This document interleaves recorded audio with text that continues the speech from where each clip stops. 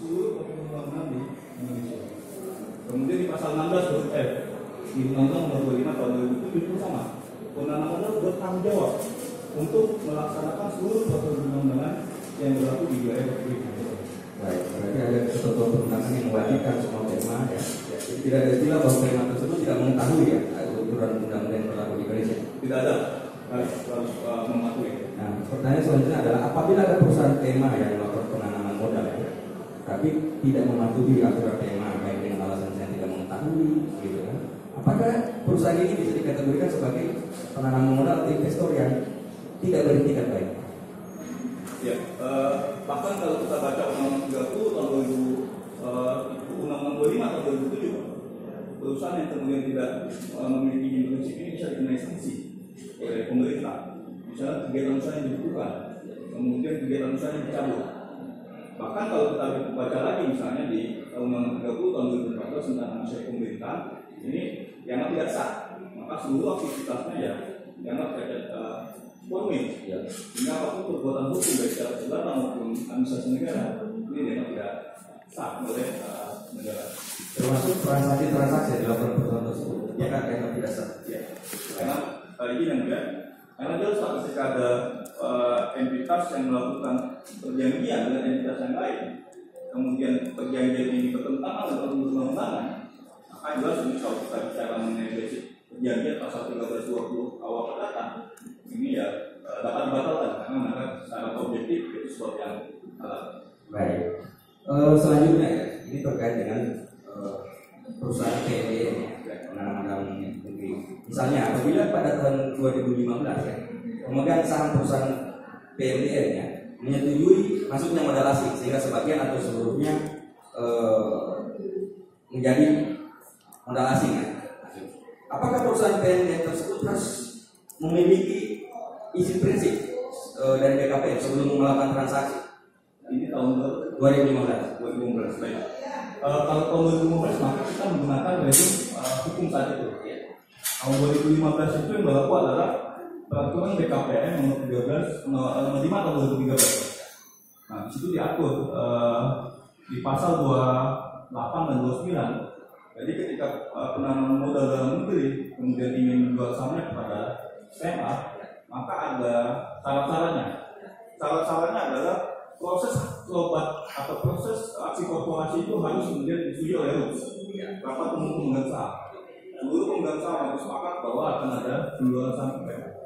Jika kemudian tidak disarut, ada kemudian satu sirkuler. Intinya sah, ada keputusan dari para pemegang saham. Ketika pemegang saham itu sudah sepakat, maka harus dituangkan di akte notaris.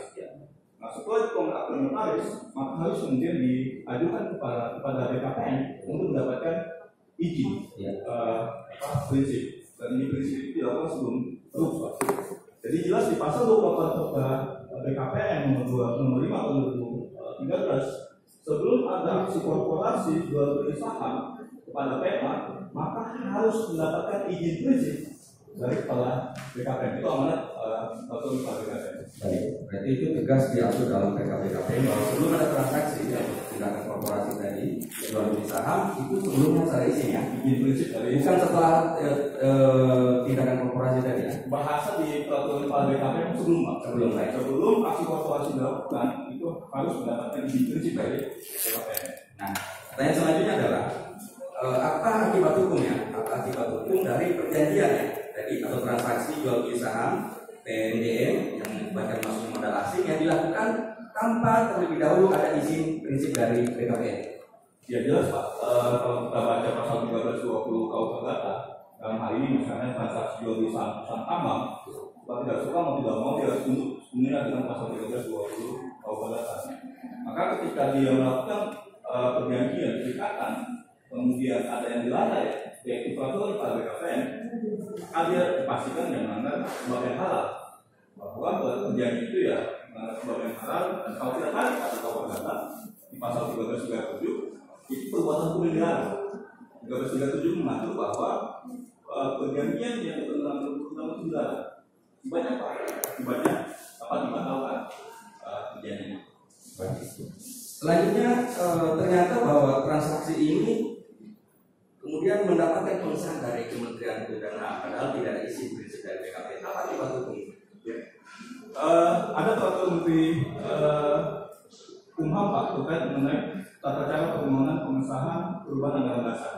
Sebenarnya sebelum Menteri Hukum dan HAM itu mendaftar, mencatat proses aksi korporasi dari perusahaan itu harus kemudian ada rekomendasi dari Kementerian SDM. Nah, sepanjang ini memang praktiknya itu seringkali ini tidak jalankan. Nah, akibat hukumnya ya tadi dalam konteks SK Kumham terkait pengesahan itu, kalau kita tarik Undang-Undang 30 tahun 2014 tentang usaha pemerintahan, maka dia jangan cacat formil. Karena konstruksi hukum administrasi negara mengatakan salah satu sebuah keputusan dalam hal ini SK pengesahan dan hukum itu harus memenuhi 3 syarat. Yang pertama benar secara kewenangan, yang kedua benar secara formil, dan yang ketiga benar secara substansi. Yang pertama benar secara kewenangan. Oke, Kumham berwenang untuk mencatat pengesahan perubahan anggaran dasar perusahaan. Yang kedua apakah benar secara formil? Nah, secara formil sudah diatur Pak. Ketika Menkumham di Ahok akan mengesahkan pada hukum, itu harus ada rekomendasi dari Indonesia misalnya. Atau harus memastikan bahwa ada izin bersih. Tapi kemudian itu dilakukan maka dia melanggar usulan. Sehingga menurut pasal 71 Undang-Undang 30 tahun 2014, perbuatan hukum administrasi macam ini itu dianggap cacat formil, sehingga kemudian dapat dibatalkan sebagai tindakan atau keputusan administrasi negara yang sah. Baik. Selanjutnya terkait dengan pengadilan saham ya. Mohon kami jelaskan bagaimana sebenarnya mekanisme pengalihan saham dalam usaha pertambangan dihubungkan dengan penanaman modal asing. Ya. Dalam konteks hukum pertambangan itu kita bagi beberapa rezim Pak. Rezim pertama ada 2 rezim berbeda. Misalnya dari tahun 2009 sampai dengan tahun 2014, kemudian dari tahun 2014 sampai dengan tahun 2020 dan 2010 sampai hari ini. Nah, kita bicara misalnya tanggal terdapat di tahun 2015 ya. Maka kita gunakan regulasi yang terkait di tahun 2015. Maka yang berlaku adalah saat itu adalah ada peraturan pemerintah nomor 24 tahun 2012 tentang perubahan atas PP nomor 23 tahun 2010 tentang dari usaha pertama itu regulasi pertama yang kita gunakan. Yang kedua adalah PP nomor 77 tahun 2014 tentang perubahan ketiga PP 23 tahun 2010 tentang kegiatan usaha tambang. Yang ketiga adalah Permen SDM nomor 27 tahun 2013 tentang tata cara investasi dan pengalihan saham.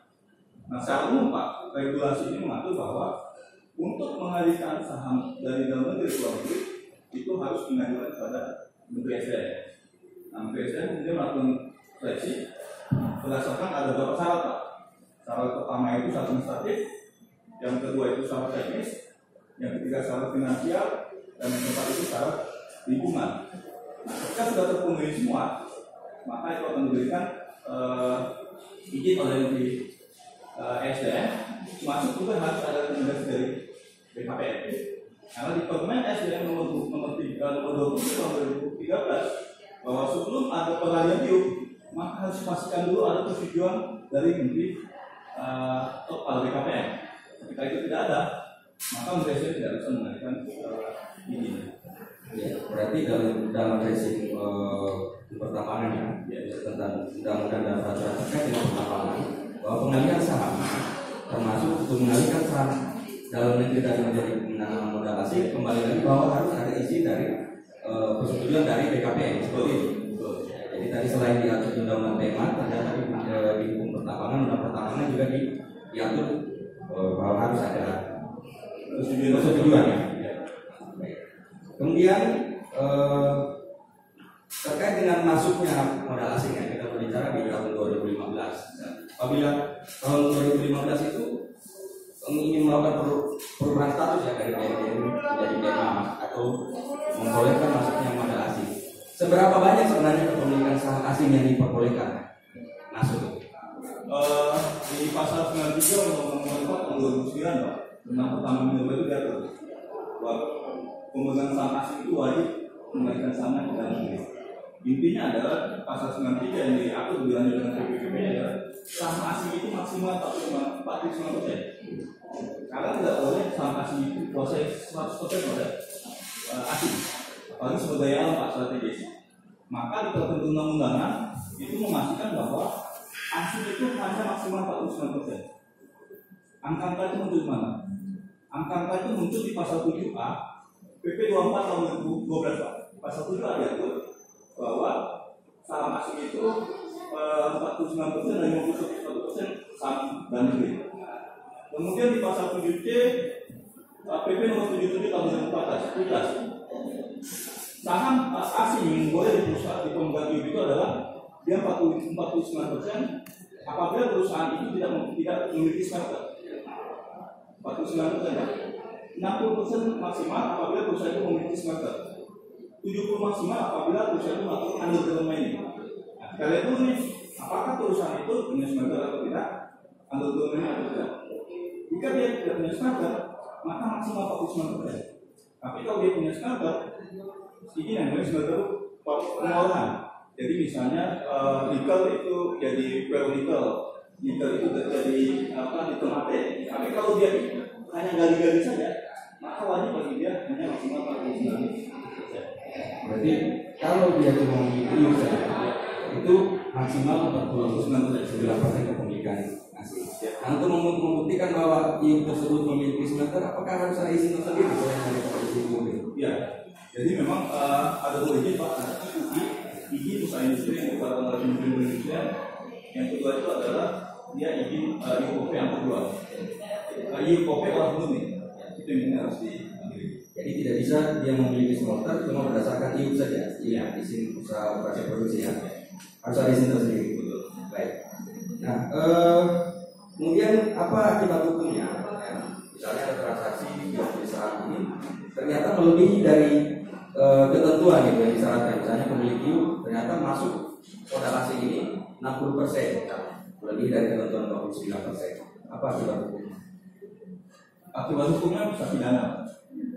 Jadi pasal 93 ayat 1 Undang-Undang 4 tahun 2009 diatur bahwa pemegang IUP harus menyatakan IUP-nya tanpa persetujuan. Nah, kalau dia memintakan IUP-nya, tidak ada SK pemindahan IUP dari menteri, itu sah pidana.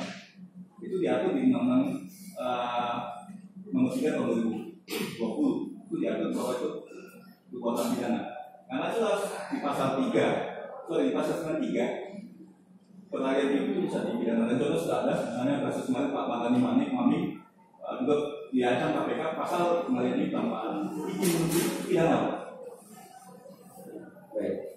Berarti sekarang untuk saat ini ya, itu pengalihan saham apakah memang harus atau wajib menyerahkan persetujuan dari Menteri SDM? Wajib Pak. Baik di pasal 93 Undang-Undang 4 tahun 2009, Undang-Undang pertama nomor 2, maupun di Undang-Undang nomor 3 tahun 2021. Pidana Pak. Di ruang berbeda ada perlakuan jadi pidana kan dengan mengalihkan itu tanpa izin Pak. Masuk ke selatan ini Pak. Pidana Pak. Maksud kami pengalihan saham. Pengalihan saham Harus ada izin dari Menteri. Kalau pengalihan saham, ya karena dia harus izin Pak. Ya. Dia tetap terakhir, apabila pengalihan saham tersebut telah mendapatkan persetujuan dari Menteri, apa arti persetujuan tersebut? Ya, bila dia sudah mendapatkan izin dari menteri, maka ya clearance Pak. Ya. Karena di pasal 93 itu diatur bahwa IUP itu bisa dipindahtangankan, dialihkan ke Kabinet Menteri. Nah, menteri untuk mengalihkan izin itu ada caranya Pak.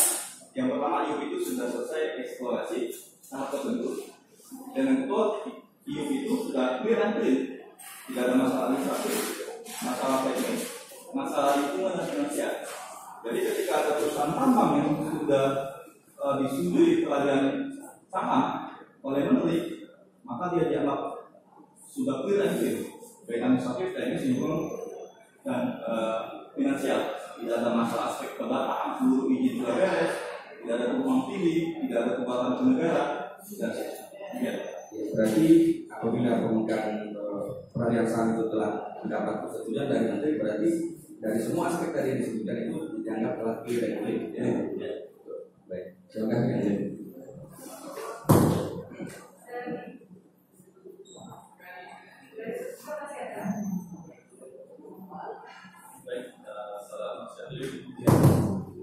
Dari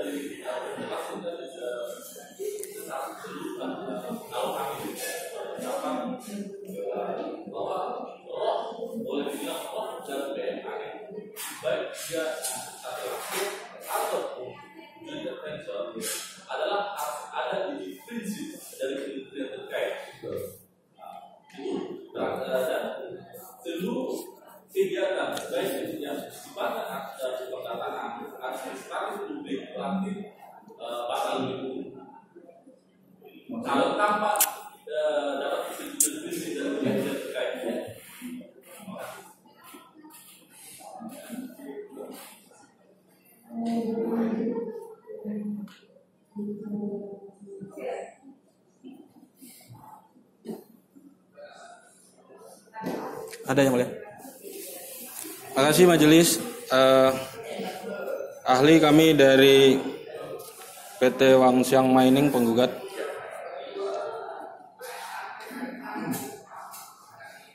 Mohon ahli jelaskan bagaimana proses pengalihan saham terjadi dalam suatu perseroan terbatas. Ya, baik dalam konteks hukum pertambangan Pak, tata cara pengalihan saham itu melalui mekanisme. Yang paling lazim adalah jual beli, bahkan bisa hibah. Jadi mekanisme pengalihan hak pada umumnya terkait mengenai objek bernama benda itu juga terjadi di perusahaan saham. Jadi saham sebagai surat berharga, maka proses pengalihannya tadi bisa melalui jual beli, bisa melalui hibah, bisa melalui wasiat dan pengalihan hak lainnya yang diatur dalam undang-undang. Apakah pengalihan saham itu harus didahului dulu dengan rapat umum pemegang saham, ahli? Ya, di Permen RSDM nomor 20 tahun 2013 tadi diatur Pak, bahwa sebelum dia ke Menteri SDM dia harus menunjukkan rules dulu bahwa seluruh direksi sepakat saham itu akan dijual. Jadi dalam konteks regulasi itu jelas di Permen SDM bahwa ya harus ada rules dulu. Baik ahli. Nah, mohon ahli jelaskan apa fungsi dan peranan pemberitahuan hasil RUPS kepada Menteri Hukum dan HAM dalam proses pengalihan saham di suatu PT. Ya. Dalam konteks hukum perusahaan sebagai mengenai pertambangan jelas Pak. Jadi Menkumham itu harus kemudian melakukan publisitas. Karena aspek keperdataan itu harus dinotifikasi oleh negara. Saya dan Bapak jual beli saham itu sah kita, tapi harus distempel oleh negara Pak bahwa kita itu sah perjanjian kita. Nah, secara perdata suka tidak suka bisa saja kita sah perjanjian perdata kita. Tapi untuk kemudian mengesahkan bahwa perikatan perdata kita itu oleh negara diakui harus kemudian Hukum dan HAM sebagai pejabat yang melakukan notifikasi bahwa peristiwa atau perbuatan hukum warga negara itu sah secara negara. Maka Menkumham itu menstempel perbuatan hukum kita berdua sebagai perbuatan hukum yang sah di mata negara. Demikian Pak. Baik ahli. Mohon dijelaskan ahli, apakah persetujuan RUPS itu menjadi keharusan dalam proses pengalihan suatu PT? Ya, kalau dalam konteks PT umum saya kira itu tergantung ADRT-nya Pak. Ketika anggaran dasar mengatakan bahwa pengalihan saham itu harus ada rules, yaitu anggaran dasar perusahaan itu masing-masing perusahaan. Tapi kalau dia perusahaan tambang, maka wajib Pak. Karena harus dinotifikasi oleh Menteri SDM. Tidak hanya oleh Menkumham, tapi juga oleh Menteri SDM. Karena ini perusahaan tidak pertambangan. Menarik ini Ali. Mohon dijelaskan apakah harus ada persetujuan RUPS dulu untuk pengalihan saham atau harus izin Menteri SDM dulu baru RUPS pengalihan saham? Pertama kita kaitkan dengan Kementerian SDM. Nah di pasal 28 Permen SDM 27 tahun 2013 diatur bahwa ya izin ke BKPM baru RUPS, setelah itu baru Kementerian SDM. Jadi Kementerian SDM dulu datang izin prinsip, Menteri BKPM izin prinsip, setelah Menteri BKPM setuju baru RUPS, setelah RUPS baru ke Menteri SDM. Itu diregulasi sektor mineral. Nah, ketika di sektor Kumham RUPS dulu boleh, ada anggaran dasar oke, sudah ada akte notaris oke, setelah itu wajib ke Menteri SDM dulu untuk dapat persetujuan. Setelah Menteri SDM setuju, baru ke Menteri Kumham untuk kemudian mendapat SK perubahan anggaran dasar terkait komposisi saham. Jadi mekanisme regulasi begitu Pak. Baik, makasih. Ahli, mohon dijelaskan apakah harus pemegang saham PT yang terdaftar terakhir di Menkumham harus hadir dan memberikan persetujuan dalam RUPS tersebut? Ya, dalam undang-undang PT kan rules itu jelas Pak. Siapa yang hadir? Yang hadir adalah para pemegang saham.